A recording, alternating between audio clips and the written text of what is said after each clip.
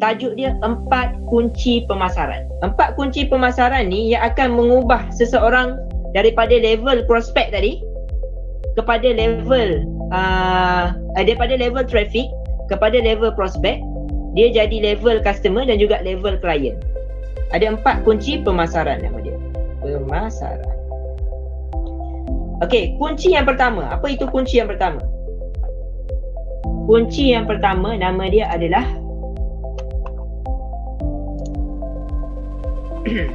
nama dia adalah nampak. Okey, nama dia adalah nampak. Nampak ni sama macam kita juga. Contoh kita ada katakanlah kita tak pernah datang ke satu kedai tu. Kita tak pernah lalu kawasan tu. Tiba-tiba kita tengok ada 2 gerai goreng pisang. Kan main goreng pisang je malam ni. Saya nak suruh anda jelas dulu. Sebelum saya sentuh nanti, aktiviti online dengan offline sebenarnya sama sahaja. Cuma berbeza pada platform. Kan kalau dulu secara fizikal, kali ni bila online kita guna secara virtual ataupun kita guna teknologi kita sekarang. Cuma anda kena faham dulu konsep ni. Okey, so katakanlah kita pergi satu tempat yang kita tak pernah datang, tiba-tiba ada 2 gerai goreng pisang. Kan? Yang mana gerai yang anda akan senang, yang anda akan rasa nak pergi dulu? Pastinya gerai yang ada signboard yang besar-besar. Ataupun yang ada, contoh signboard tu ada ada orang masuk. Okey. So mungkin ada yang signboard besar, mungkin ada yang ada signboard yang berkelip-kelip. So benda yang boleh menyebabkan orang nampak kita. Kat situlah sebenarnya untuk kunci ni ataupun kunci nampak ni, dia fokuskan kepada stranger ataupun orang luar. Mereka yang belum kenal kita, belum suka kita, belum percaya kita. Dan sebenarnya itulah yang ramai kita ada kontak-kontak list tu yang ada dekat sama ada dekat kontak anda, yang kawan-kawan yang berada dekat Facebook, kawan-kawan yang berada dekat TikTok, ataupun mungkin jiran-jiran yang ada dekat sekitar rumah anda.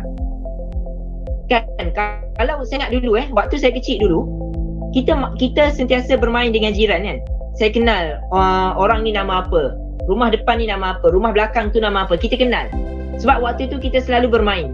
Tapi kalau kita tengok budak-budak kecil sekarang, macam adik saya sekarang, kalau dia kecil, dia tak keluar rumah pun untuk berkawan ke apa semua. Semua dia orang main gadget je dalam rumah. So sebenarnya antara walaupun jiran-jiran tak kenal. Jadi tak pelik lah kalau kita tengok masyarakat sekarang pun, tambah-tambah yang muda-muda ni kan, menyewa dekat mana-mana flat ke, menyewa dekat mana-mana kawasan taman perumahan pun sebenarnya tak kenal pun antara satu sama lain. Kenapa tak kenal? Sebab tidak pernah nampak. Kan yang ni kerja pagi, balik tengah malam, yang ni kerja tengah hari. Kan, lepas tu balik lagi lewat malam ataupun balik keesokan harinya. Jadi kalau kita nak berniaga, kalau orang tak nampak kita, macam mana kita nak buat orang membeli dengan kita? So that's why lah, pertama kita kena tahu golongan traffic tadi, kita nak attack dia, kita nak serang dia, pertama kita kena buat dia nampak kita dulu. Dan nak buat orang nampak perlukan masa. Anda tak boleh expect, contoh anda ada ramai kenalan Facebook Facebook saya ada 3,000 orang kenalan dekat Facebook. Tapi saya tak ada sale. Kenapa Tuan Lokman? Saya tak ada sale. Macam mana nak ada sale? Sebab anda tak buat sebarang aktiviti untuk menampakkan diri anda. Jadi anda kena faham, pertama kena buat orang nampak dulu. Sebab itulah kita sentiasa nasihat kan, untuk selesaikan masalah buat orang nampak ni senang je. Konsisten upload, konsisten share video, konsisten apa sahaja benda yang melibatkan konsisten. Kalau anda berani buat live, konsisten buat live. Sebab itulah saya sendiri di Gaya Warisan, sebabkan kita nak ajar anda, kita kena tunjuk bukti dulu kan. So bila kita konsisten buat live, kalau anda tengok, kalau dulu kami hanya fokuskan kepada Facebook, sekarang kita konsisten buat live dekat TikTok. Saya bulan pertama, minggu pertama buat live dekat TikTok sampaikan tak ada suara. Tapi Alhamdulillah bila kita dah biasa buat tiap-tiap hari kan, Alhamdulillah saya rasa macam sekarang, benda tu kita rasa macam kalau tak live tak boleh lah, aku kena live lah. Sebab kan nanti ada orang tanya, siap ada yang message kita, Alia kan dia terima, dia sambut orang-orang yang message melalui TikTok kan. Alia cakap, siap ada ramai yang tanya, bila nak live lagi, bila nak live lagi. Bukan seorang, lebih daripada 10 orang yang tanya. Maksudnya apa? Maksudnya bila kita sentiasa buat orang nampak, bila tiba-tiba kita hilang, orang akan start tanya. Bagus tak benda tu? Baguslah. Kalau kita nak jual barang, kan kita kena buat orang nampak banyak kali, barulah orang start bertanya.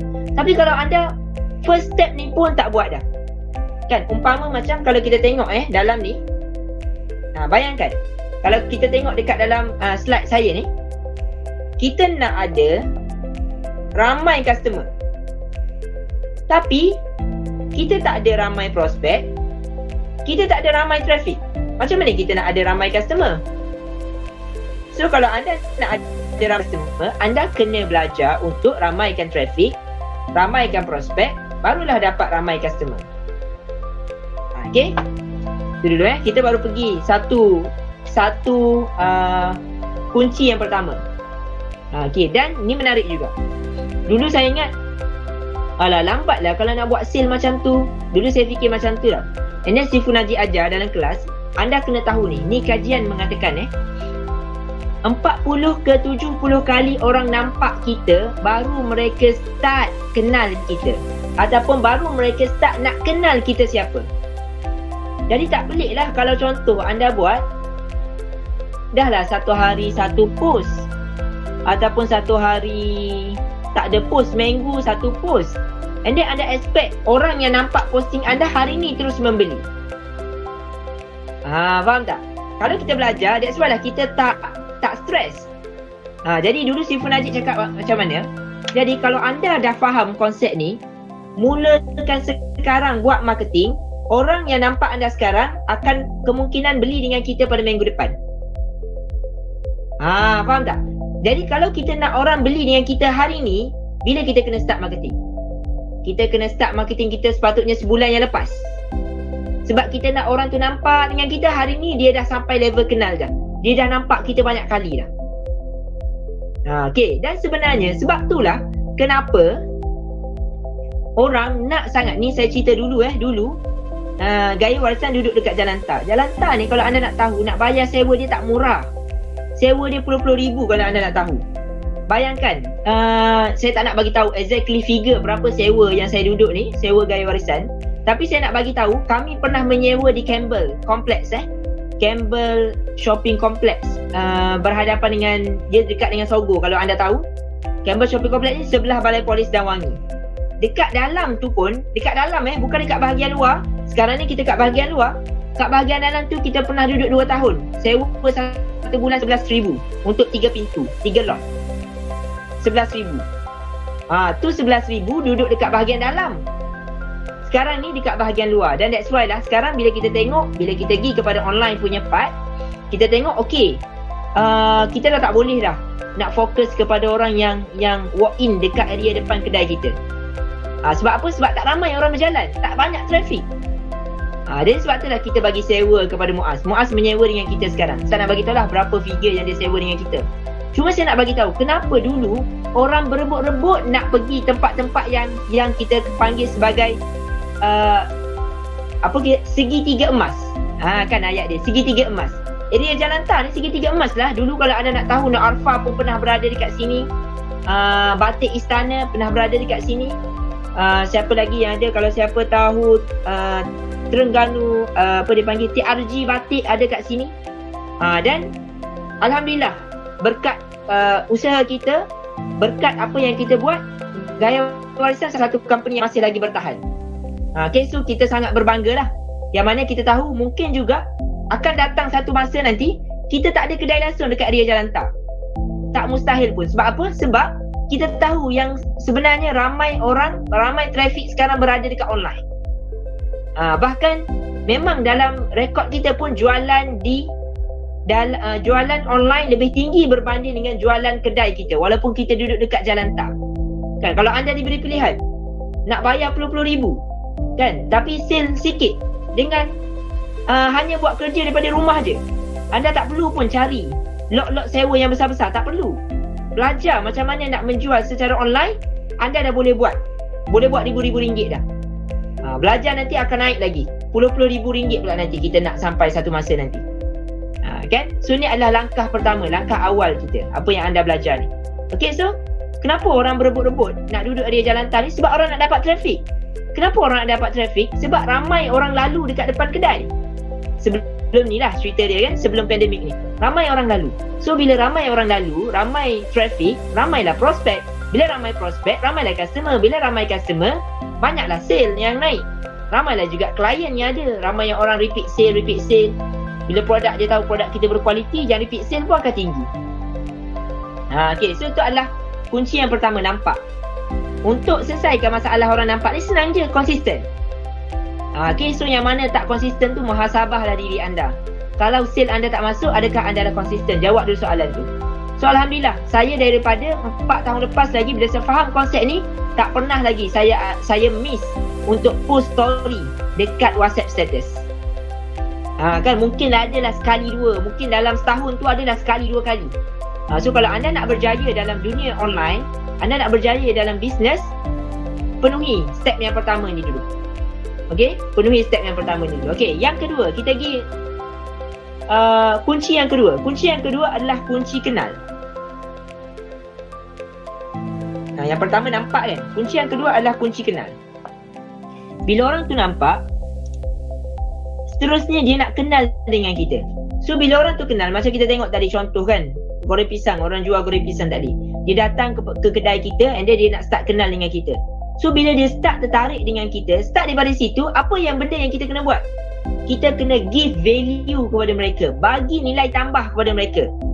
Contohnya, anda ada, kalau ada video, macam contoh kami ada video-video gaya warisan kan, ada gambar-gambar bila orang pakai produk kita, kita share kepada mereka, naikkan lagi trust dia kepada kita. Kita share benefit dia kepada kita, kita share benefit produk kepada mereka. Sebab kadang-kadang macam yang ayat saya beritahu tadi, orang bukan tak nak membeli dengan kita. Pertama, orang tak nampak kan. Yang pertama, orang tak tahu masalah apa yang kita selesaikan. Kan, kalaulah dia tahu masalah apa yang kita selesaikan, dia akan merintih, merintih-rintih dan dia akan macam tolonglah aku sebab dia tahu kita boleh selesaikan masalah dia. Jadi sebab itulah apa yang kita nak share juga kepada mereka, benda yang kita kena list down kan.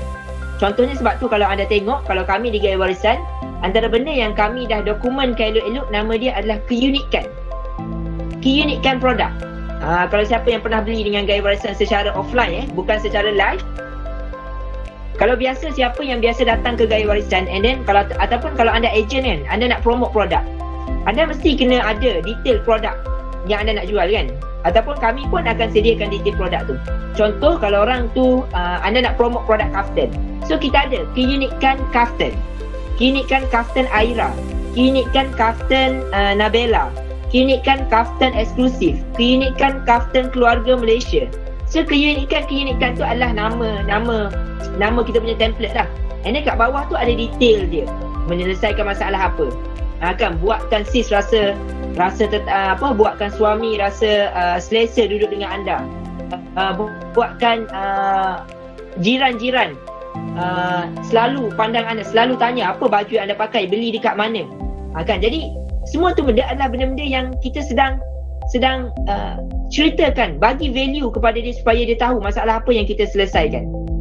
Okay, sebab tu kalau anda nak up status pun benda-benda ni yang kita boleh share kan. Sebab dalam orang yang tengok status kita ataupun orang yang jadi friend list kita dekat media sosial ni bercampur. Ada orang yang mungkin first time, ada orang yang mungkin pernah membeli dengan kita, ataupun ada orang yang memang dia dah tahu dah barang apa yang kita jual, cuma dia tak tahu secara detail lagi produk kita tu daripada mana.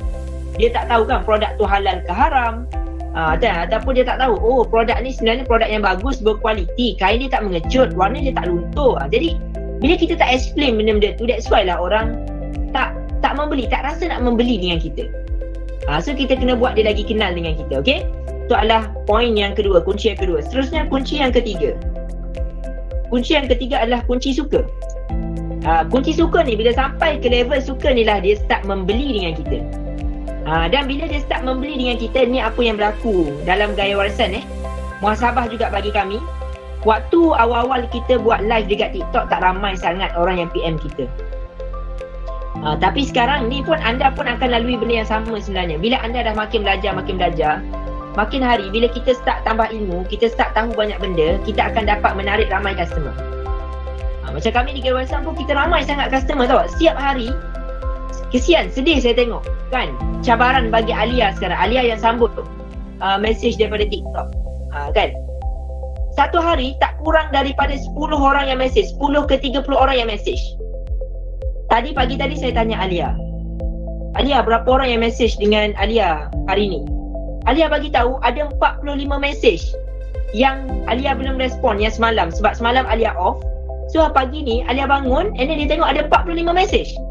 Banyak ke banyak? Cuba bayangkan kalau anda dapat message sebanyak tu.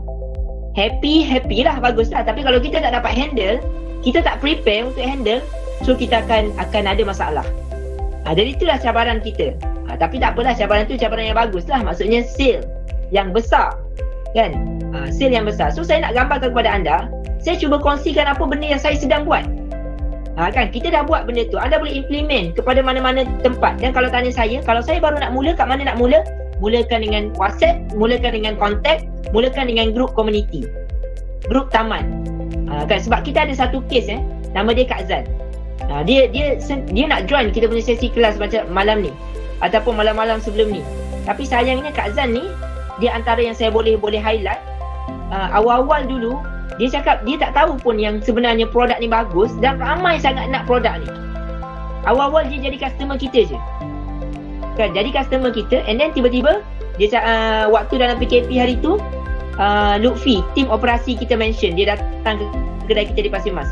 Tim operasi cakap, Kak Zan, cubalah kita ada buat sistem agent ni, kami nak bantu siapa-siapa yang nak berniaga dalam PKP ni. Bolehlah, kita dah sediakan gambar, cuba Kak post dalam group family. Sekali Kak Zan cuba kali pertama, dia dah dapat 5 order kali pertama, and then dia pun teruja. Lepas tu dia buat post pula dalam group community, dapat 20 order. Dan sehingga sekarang dia keep konsisten. Dan hari tu 3 minggu lepas tak silap, dia order dengan Gaya Warisan. Dia minta kita custom dia punya tempahan. Dia buat pre-order dengan kita.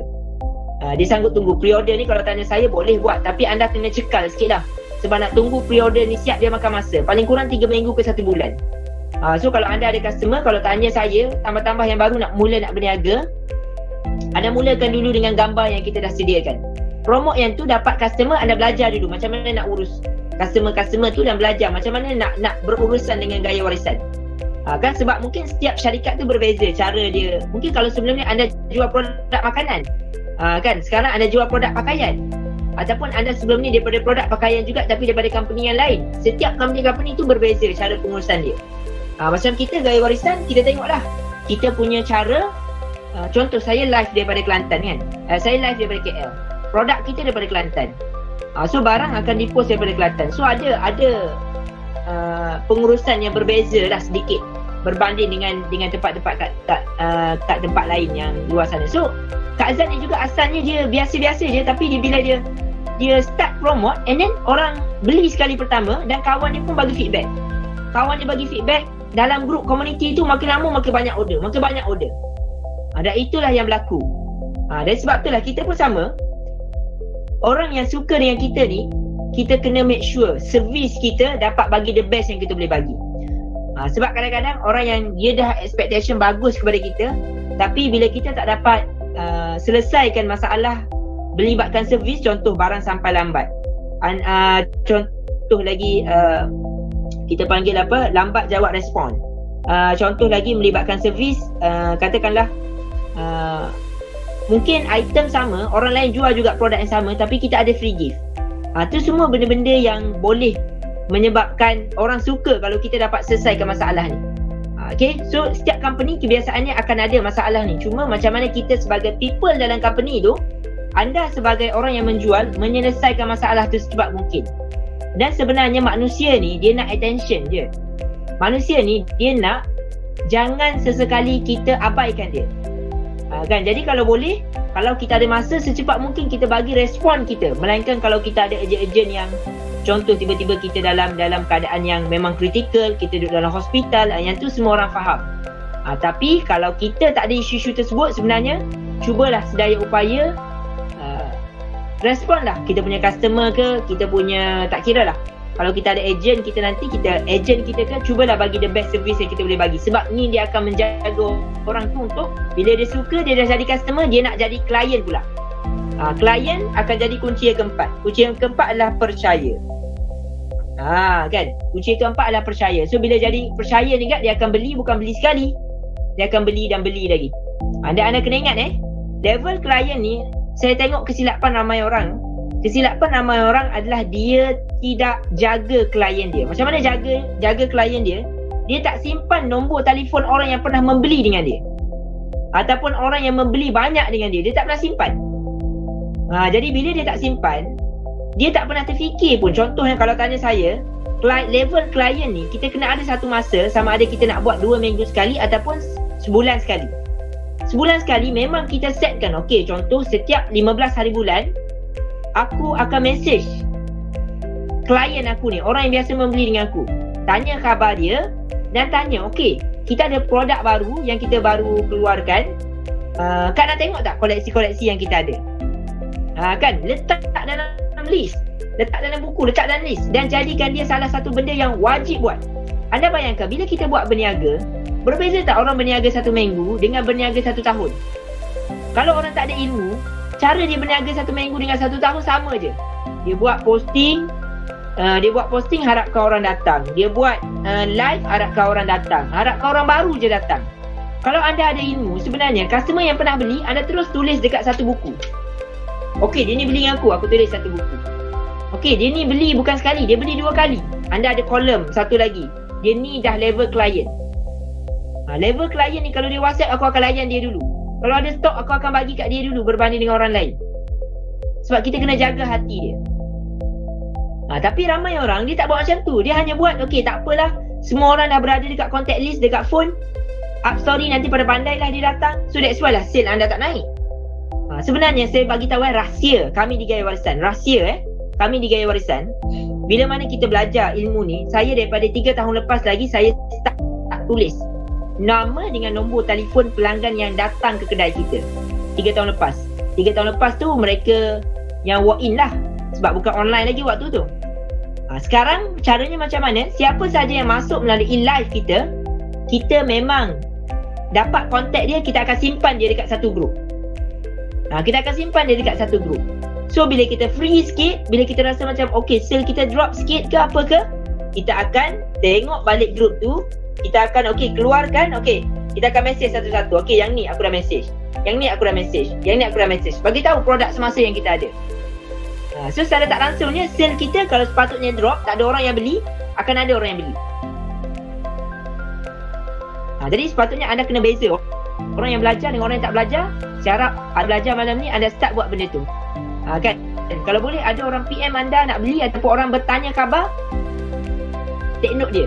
Dia tak datang kepada kita sebenarnya. Dia senang dia belum lagi membeli dengan kita, tapi dia kenal sebenarnya dia dah ada sesuatu perasaan dalam yang sebenarnya dia adalah yang dia nak kita bantu selesaikan. Sama ada kita berjaya sampaikan dengan baik, ataupun kita layan dia nak tak nak je, dia akan pergi kepada reseller lain, ataupun dia akan pergi kepada supplier lain, ataupun dia akan pergi kepada penjual lain, founder lain. So bila orang tu datang kepada kita, layan sebaik mungkin. Okey, habis 4 kunci pemasaran. Okey, kita dah ada 4 minit je lagi, kalau nak ke 10 kan. Saya masuk kepada 8 emosi. Saya pergi dengan pantas. Kalau ikut ada 8, tapi saya pergi yang saya nak highlight je, beberapa emosi penting yang saya nak highlight. Manusia ni, dia membeli sebenarnya bukan membeli dengan, kalau kita kata membeli sesuka hati, tak. Setiap orang dia membeli sebenarnya ada benda yang menjurus dia buat keputusan untuk membeli. Apa benda tu adalah emosi yang berada dekat dalam hati dia. Dan juga dia akan connect dengan pemikiran orang tu. Lagi kita dapat letakkan elemen emosi dalam proses marketing kita, lagi mudahlah kita buat orang tu membeli dengan kita. Kan? Lagi mudah, lagi bagus kita tahu emosi apa yang kita guna, ataupun lagi bagus apa poin yang kita nak sentuh yang kena dengan emosi dia, lagi mudah dia nak membeli dengan kita. Ada 8 emosi. Saya pergi satu-satu. Tapi ada yang saya hurai lebih, ada yang saya skip je. Saya buat secara sepintas lalu je, okey? So, apakah 8 emosi tersebut? 8 emosi tersebut, yang pertama emosi. Yang pertama, manusia ni kita pun ada benda yang sama juga sebenarnya. Yang pertama, manusia ni dia nak growth, ataupun bahasa Melayu dia peningkatan. Peningkatan dalam hidup. Kan? Tak ada orang yang beli barang sebab dia nak jadi macam dia yang sebelum ni. Contoh, kalau dia beli tudung, mesti dia nak nampak lebih cantik. Dia beli baju, mesti dia nak nampak lebih cantik. Dia nak macam nak naik tarafkan hidup dia. Dia nak ada growth, ada peningkatan. Jadi kalau anda nak buat sebarang posting, copywriting ke, kan, nak buat ayat ke, ataupun kalau anda nak bercakap ke dengan orang, jadi anda kena sentuh elemen-elemen growth ni. Okay? Tapi saya akan huraikan nanti pada poin seterusnya, sebab dia ada relate dengan emosi-emosi yang lain. Yang pertama adalah peningkatan. Manusia nak peningkatan. Yang kedua, manusia dia nak ada jaminan. Sebab tu bila kita jual produk, kita kena tahu yang produk kita ni boleh bagi jaminan apa. Contoh, kita di Gaya Warisan, kita tahu yang produk kita ni bila batik lukis, kain dia tak mengecut. Kami sebut terus, kalau kain mengecut, anda boleh tukar balik. Kita bagi jaminan. So dia dah hilang dah perasaan takut dia. That's why lah, gap daripada gap yang dia rasa tak nak membeli, dia akan rasa nak membeli. Dan mungkin itu jugalah yang berlaku pada anda tanpa sedar waktu anda membeli kali pertama dengan Gaya Warisan. Sebab kita bagi jaminan. Sama juga dengan ejen. Kan, ejen kita. Kalau anda grab dengan kita, contoh kalau anda beli dengan kita 10 live, ada yang join live saya ni, yang join sesi ni, ada yang level dia baru nak jadi ejen. Baru nak jadi ejen, anda biasa ambil gambar je kan, anda tak ada risiko sangat. Tapi ada setengah ejen-ejen kita, ejen-ejen yang dah besar, diorang ramai customer, ada yang ambil barang dengan kita 20 live sekali ambil. Ada yang ambil dengan kita 50 live sekali ambil. Yang Singapore sebelum ni ambil dengan kita 250 live sekali ambil. Yang Sabah Sarawak biasa ambil dengan kita 50 live sekali ambil. Kita pun bagi jaminan kepada dia. Kita sebut dia, Kak jangan risau. Kalau Kak beli nanti, kain bila Kak dapat, contoh Kak jumpa lubang terkoyak, ada kesan berlubang, kan, kesan paku. Ataupun bila Kak basuh kain dia mengecut, warna dia luntur, Kak jangan risau. Kak boleh tukar balik yang baru. Di bahagian pengurusan, HQ akan tanggung kalau Kak buat postage nak hantar balik barang tu. Jadi kita wujudkan unsur jaminan tu yang menyebabkan orang secara tak langsungnya, okey, hilang rasa takut aku nak membeli. Okey, itu yang kedua. Emosi yang ketiga adalah recognition. Okey, ataupun dengan bahasa Melayu dia ni adalah, dia panggil apa bahasa Melayu dia? Kita nak pengiktirafan. Iktiraf. Manusia ni, customer kita ni, dia nak pengiktirafan. Apa contoh pengiktirafan? Dia nak dipuji. Dia nak bila dia pakai baju kita dapat perhatian. Perhatian siapa? Terutamanya suami. Kalau baju yang kita jual tu untuk pakai, contoh kalau kata kita nak jual, kita nak promote dia koleksi jubah, kan, jubah eksklusif biasa orang pakai waktu pergi office. Yang tu nak tarik perhatian kawan-kawan, kan. Ataupun mungkin juga nak tarik perhatian bos, supaya bos sentiasa pilih dia untuk kalau handle klien-klien yang high level ke, pilih dia lah sebab penampilan dia bagus. Faham tak maksudnya? Benda elemen-elemen ni sangat penting. Orang nak, aku beli barang ni, aku akan dapat pengiktirafan tak daripada orang sekitar aku. Macam contoh tadi ayat yang kita boleh guna, yang biasa saya guna apa? Nak dipuji oleh suami, awak cantiklah hari ni, kan, berbunga hati seorang isteri tu.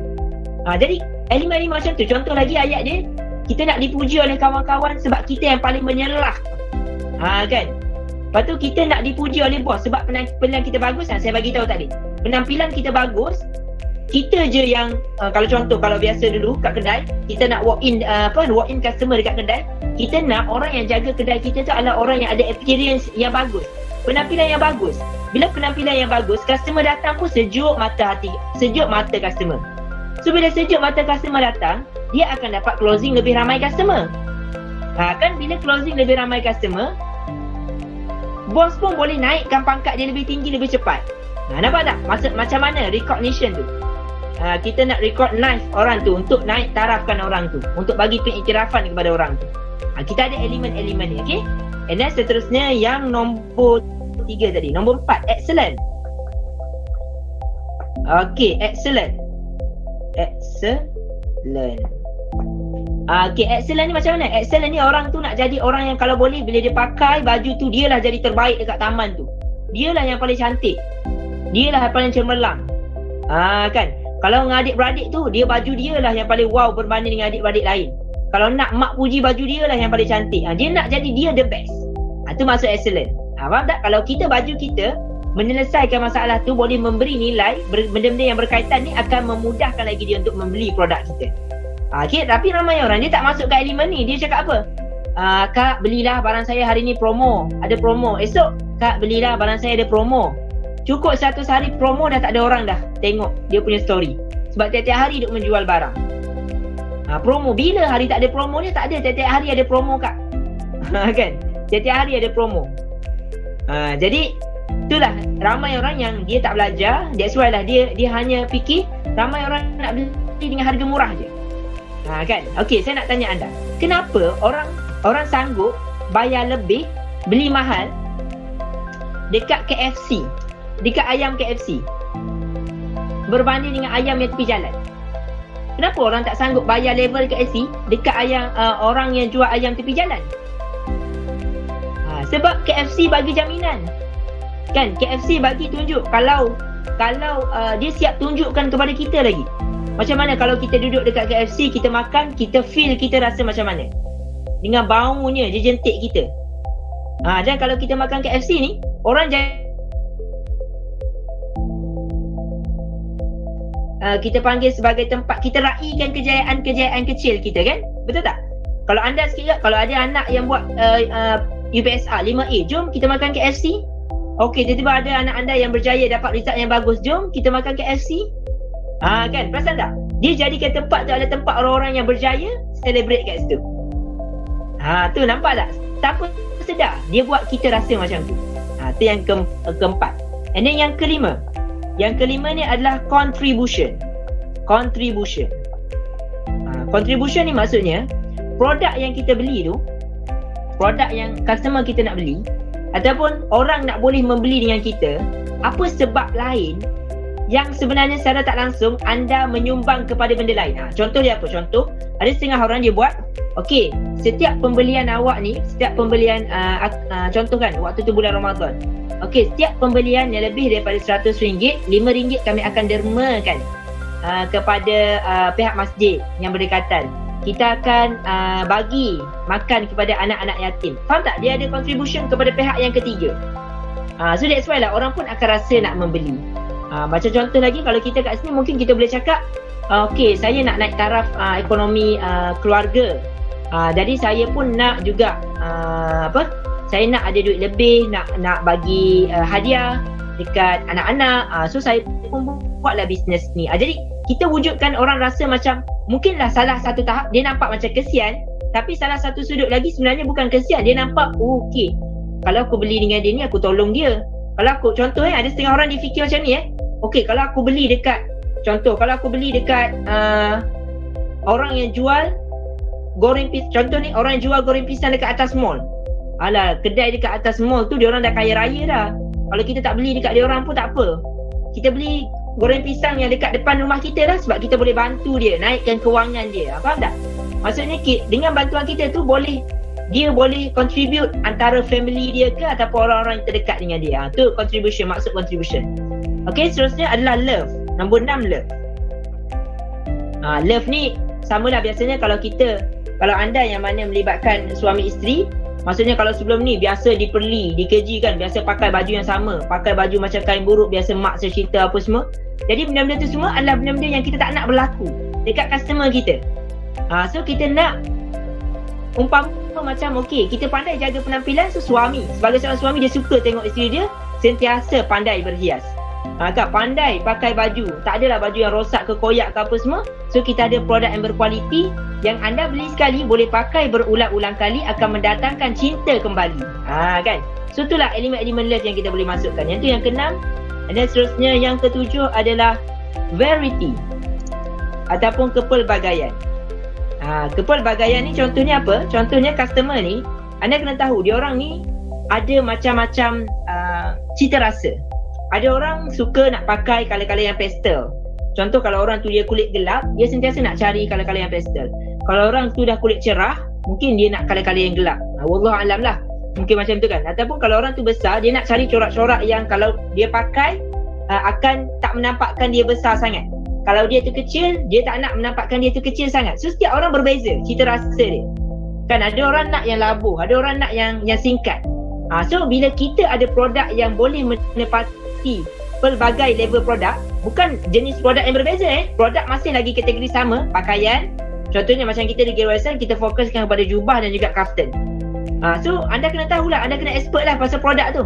Kalau orang tu cakap ada tak produk yang untuk orang yang rendah? Oh ada kak, kita ada Aira. Aira kita untuk orang rendah. Aira tu, ni kalau siapa tak tahulah, Aira labuh dia adalah 150 hingga 155. And then tiba-tiba ada orang yang cakap, saya tinggi lah, saya 160. Oh kita ada. Untuk yang 160 ni, kadang-kadang kita keluarkan Aira yang labuh. Tapi sekarang kita ada keluarkan KL Design, premium kaftan. Yang tu memang labuh. Labuh dia adalah labuh 55. Sesuai untuk orang yang dia punya tinggi 155 hingga 160. Ataupun kalau dia tak nak yang lengan pendek, dia nak lengan panjang, okey, kita ada jubah Emilia. Kita ada jubah eksklusif. So kita boleh menepati dia sebab kita ada kepelbagaian. Kalau orang customer yang datang kepada kita, ada contoh ada yang cakap, okey mahal lah kaftan awak. Okey kak, kita ada yang murah. Kita ada yang murah jenis printed. Kan nak tengok tak? Printed ni murah je. Harga dia RM25 sahaja kat selai. Kan? So ataupun anda boleh jual juga printed Fuji. Kalau ketika ada produk Fuji tu, Fuji pun boleh kedepankan juga. Kalau nak yang murah kan. Okey, kalau dia cakap alah kak tak biasa pakai lah, yang ni kecut tak? Yang ni kecut, akak nak yang tak kecut. Yang tak kecut kita ada kak. Kita ada yang batik lukis tangan. And then kita pun bla bla bla sebutlah apa produk yang kita ada. Tapi ramai orang dia tak tahu handle benda ni sebab kalau anda sebenarnya dapat faham tentang keunikan orang membeli ni, senang untuk kita buat closing. Kan? Any orang yang jadi level prospek ni, sebenarnya orang tu dah dekat dengan kita. Kan? Sama ada kita pandai tak menjawab, pandai tak kita apa kita panggil berseni dalam melayan customer service tu. Kan? Dalam melayan WhatsApp kita ataupun anda bercakap dengan dia. Okay, and then last sekali, yang ke-8 yang terakhir adalah achievement. Kan, achievement tadi dia berkaitan dengan growth juga. Ataupun dia berkait juga dengan tadi pengiktirafan, dia berkait juga achievement ni.